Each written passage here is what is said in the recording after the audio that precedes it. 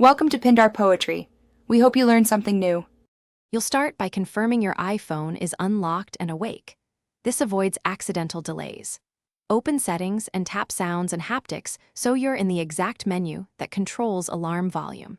Make sure the ring/silent side switch is set to ring because silent mode overrides alarm sound if Do Not Disturb isn't configured. Once here, you're ready to adjust the actual volume and review alarm-specific options without wasting time toggling unrelated settings.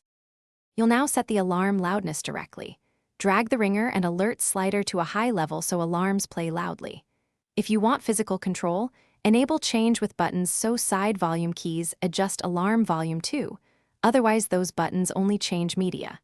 Next, tap Sounds and choose a sharp, high-volume tone because tone choice affects perceived loudness.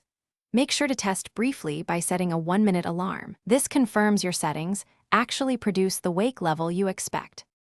Finish by checking focus and Do Not Disturb. Open Settings, right arrow focus and ensure alarms are allowed because focus can silence sounds even with volume up. If you use Sleep and Health/clock, verify its alarm uses the same ringer volume.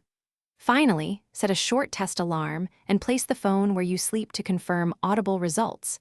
If it's too quiet, repeat the slider and tone steps. If alarms still fail, reboot the phone once as a simple troubleshooting tip that often clears audio. Thanks for watching. Consider subscribing if we helped you.